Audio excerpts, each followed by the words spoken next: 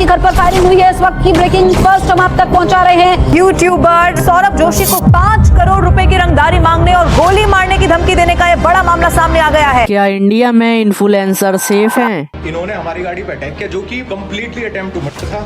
यही हाल होता है क्रिएटर्स का जब वो बोल देते हैं जो कुछ लोगों को पसंद नहीं आए। इन्फ्लुएंसर जो लाखों करोड़ों में कमाते हैं लेकिन फिर भी उनके ऊपर झूठे केस हो जाते हैं। एंड कुछ क्रिएटर तो अपनी सक्सेस का इतना गलत फायदा उठाते हैं। अभी तो तेरा हिसाब करूंगा मैं। अभी जो तूने लिखा है ना मेरे को, अभी तेरे पे कल ही नोटिस दिलवा रहा और कल ही केस करूंगा।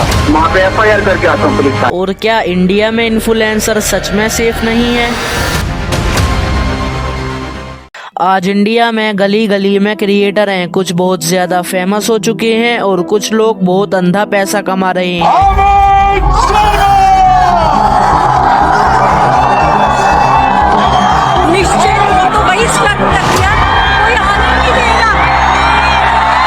अगर देखा जाए तो जो क्रिएटर बहुत ज्यादा फेमस है वो ज्यादा परेशान है compare to those creator who are not that much famous. क्योंकि फेमस होने के बाद आपके ऊपर रिस्पॉन्सिबिलिटी होती है, आपको धमकी दी जाती है और आपके घर के बाहर फायरिंग हो सकती है।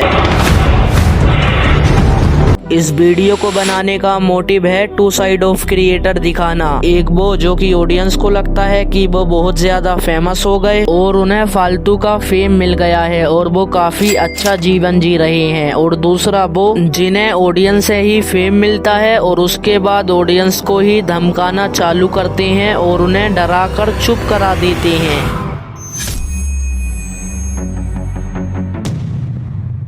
और एक बार कॉन्शियस भाई ने खुद अपनी वीडियो में बताया, जब मैंने क्रिएटर से पूछा कि उनकी लाइफ में उनको क्या क्या फेस करना पड़ता है तो उनका रिप्लाई कुछ ये था। मैं मानता हूँ कि आज के टाइम पर सबसे बड़ी प्रॉब्लम है क्रिएटर के साथ कि वो अपने कंटेंट के साथ एक्सपेरिमेंट नहीं करना चाहते। हम बड़े क्रिएटर्स को काफी सारी प्रॉब्लम फेस करनी पड़ती है, जैसे कि हमारे खिलाफ नेगेटिविटी फैलाना बहुत ज्यादा आसान होता है कि वो कुछ नई चीज तुरंत इनिशियल टर्म में ट्राई नहीं कर सकते। मोस्ट ऑफ द क्रिएटर्स यही सोचते हैं कि अगर उन्होंने अपने कंटेंट के साथ एक्सपेरिमेंट किया देन उनकी ऑडियंस उन्हें छोड़ के चली जाएगी। देखो आज के टाइम पे तुम्हें हर जगह क्रिएटर मिल जाएंगे, लेकिन आज से कुछ टाइम पहले की बात करें तो क्रिएटर सिर्फ वीडियो बना देते अपना टैलेंट दिखाने के लिए। उनका एम कोई पैसा बंगला गाड़ी तो नहीं थी, उनका एम ये था कि हम अपनी क्रिएटिविटी दिखा सकें और लोग हमें अप्रिशिएट करते रहें। लेकिन लॉकडाउन के बाद यूट्यूब की पूरी दुनिया ही बदल गई। लोगों को मतलब है गाड़ी से, पैसे से और फेम से। एंड लोगों को अब पता चल गया अगर वो अच्छा कंटेंट बनाएंगे तो उनके व्यूज तो नहीं आने वाले, तो लोगों ने इसको टिकटॉक बनाने की कोशिश करी और कुछ क्रिएटर आए पुनीत सुपरस्टार जैसे। हमको नहीं पता वो रियल लाइफ में कैसे हैं, बट स्टिल उन्होंने कुछ ऐसा कंटेंट बनाया जैसे कीचड़ में कूदना और पोटी खाना। लेकिन इसमें उनकी भी कोई गलती नहीं है, ऑडियंस को सिर्फ यही देखना है, या फिर उनको क्रिंज देखना है या फिर उनको कंट्रोवर्सी देखनी है। और जो क्रिएटर्स के साथ ज्यादातर प्रॉब्लम होती है उसमें से एक प्रॉब्लम ये भी है कि क्रिएटर्स बहुत ज्यादा मेहनत करके एक वीडियो को रेडी करते हैं, लेकिन अगर वो वीडियो किसी यूट्यूबर के अगेंस्ट बनाई गई है तो बड़े यूट्यूबर क्या करते हैं, उसके चैनल पे मास रिपोर्टिंग करवा देते हैं, उसको फेक स्ट्राइक भेज देती हैं। और आपको पता ही होगा एक स्ट्राइक आ जाने के बाद चैनल की रीच कितनी ज्यादा गिर जाती है। भाई फिर क्रिएटर का मन ही नहीं करता वीडियो बनाने के लिए, वो सोचता है कि आगे जाऊं या फिर यहीं पर क्विट कर दूं। चैनल पे मैंने 7-8 साल दे दिए हैं, मैं यूट्यूब पे ही हूँ। मैंने कोई और पढ़ाई वढ़ाई सब मैंने बंद कर दी थी, मैं फुल टाइम यूट्यूबर ही था। तो जब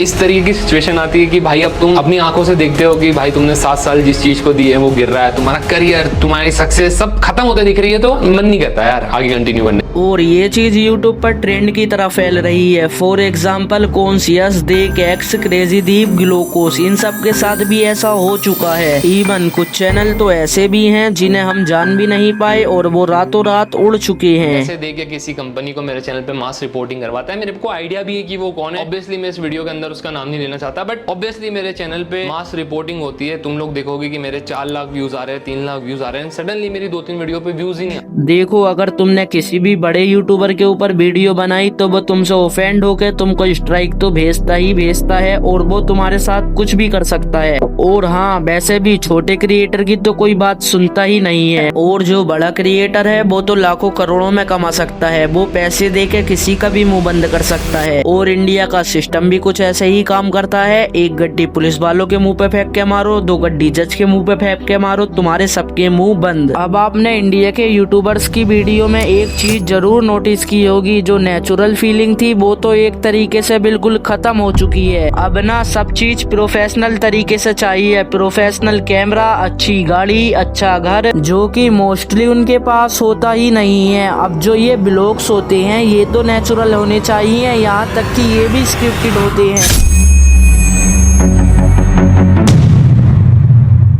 आजकल अगर तुम्हें यूट्यूबर की कुछ सच्चाई पता चल जाए और उसे तुम अपने यूट्यूब चैनल पे ऑडियंस को बता देते हो, उसके खिलाफ वीडियो बनाते हो, तो कुछ ये होता है। लीगल नोटिस आता है जिसमें कि हर्षित जोशी का नेम था एंड वो भेजा गया था सौरभ जोशी की साइड से, जिसके मेन पॉइंट मैं आपको बता देता हूँ। उसमें लिखा हुआ था कि आपको इस लीगल नोटिस का खर्चा देना होगा, जो कि 30,000 रुपए है एंड उनके क्लाइंट यानी कि सौरभ जोशी ने दिया है। और उसमें एक ये लिखा हुआ था कि आपके पास 7 दिन का टाइम है, तो आपको सारी वीडियो जितनी अपनी डिलीट कर देनी है यूट्यूब से। और अगर आपने ऐसा कुछ भी नहीं करा तो मान लिया जाएगा आपने इसको इग्नोर किया है और उसके बाद आपके ऊपर डिफेमेशन का केस किया जाएगा 2 करोड़ रुपए। अब देखा जाए तो क्रिएटर वैसे कोई इतनी बड़ी चीज नहीं है, वो भी एक नॉर्मल इंसान होता है, बट स्टिल वो वीडियो डालता है, लोग उसे सपोर्ट करते हैं। लेकिन उनमें से कुछ क्रिएटर स्कैम कर देते हैं और कुछ क्रिएटर सेलिब्रिटी बन जाती है, जैसे कि A2 मोटिवेशन। कोई नहीं सोच सकता कि एक 20 मिलियन वाला यूट्यूबर इतना बुरा कर सकता है। तू तेरे बहुत हो गया, समझा ना? धमकी देना तो किसी और को देना, और तू बना, तू चार, तेरे को मैं कह रहा हूँ,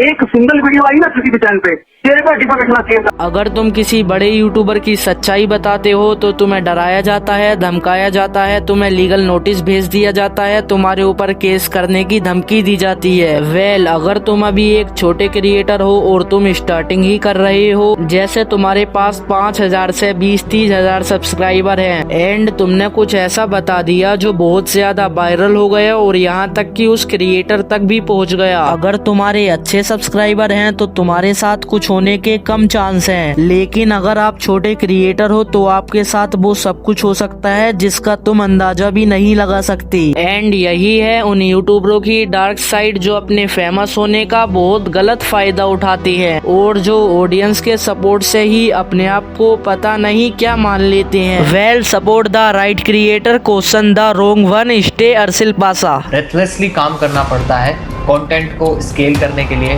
और ऑडियंस और ब्रांड्स की नजरों में खड़े उतरने के लिए। पर अगर हम अपने आप को टाइम के साथ 1% भी इंप्रूव नहीं करेंगे और अपने आप को चेंज नहीं करेंगे, देन हम अपने आप को इवॉल्व कैसे कर पाएंगे एज ए कंटेंट क्रिएटर? तो मैं यही मानता हूँ कि एक्सपेरिमेंटेशन बहुत ज्यादा ही जरूरी है हमारे कंटेंट के साथ। एक सैचुरेशन पॉइंट हिट हो जाता है सबका और वो उसी में ही खुश हो जाते हैं कि हाँ मुझे इतना मिल गया, अब मैं खुश हूँ। हमारी पर्सनल लाइफ इस सब के बीच बहुत हद तक सेक्रीफाइस हो जाती है।